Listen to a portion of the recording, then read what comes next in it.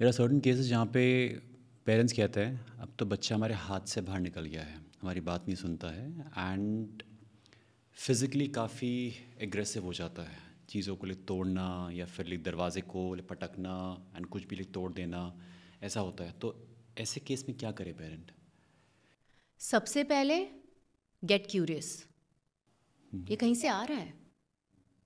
ठीक है, हॉर्मोन्स बोल रहे हैं, ब्रेन डेवलपमेंट, ब्रेन चेंजेस बोल रहे हैं, तो ये सब अग्रेशन, एडोलेसेंट अग्रेशन भी तो एक वर्ड ही है ना, एक टर्म ही बन गया है। तो ये सब हो रहा है, but if it's going out of line, not all adolescents are doing that, right? If it's going in that direction, get curious and understand ये कहाँ से आ रहा है। It can be as simple as the child is being bullied, और the child has just had a very bad heart break.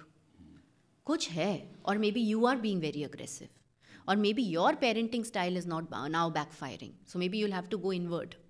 There's something happening, Divas. Children don't want to be like this. Children want us to love them. They love us. They want this relationship as much as we do. Let's not forget that. And if you will not get curious and if you will say आजकल के बच्चों को ऐसा हो गया है, तो आप कभी नहीं देख पाओगे उनके अंदर क्या है.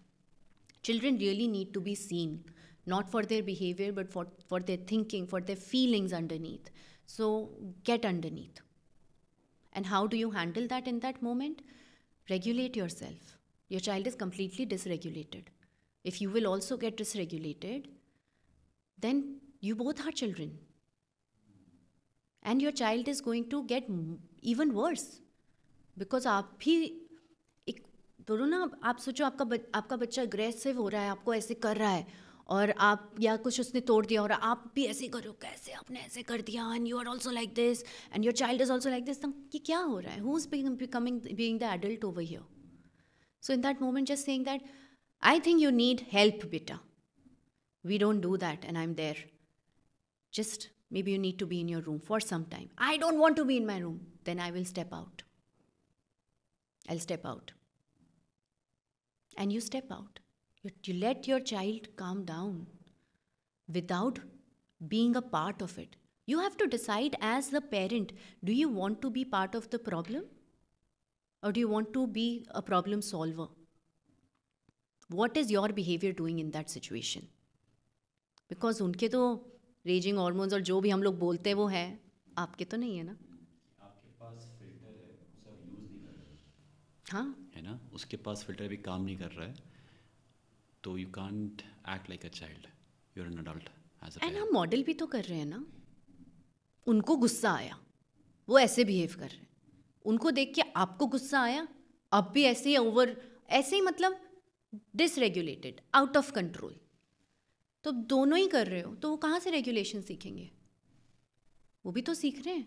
और ये आज नहीं, एडोलेसेंस नहीं, from the beginning children are learning to regulate.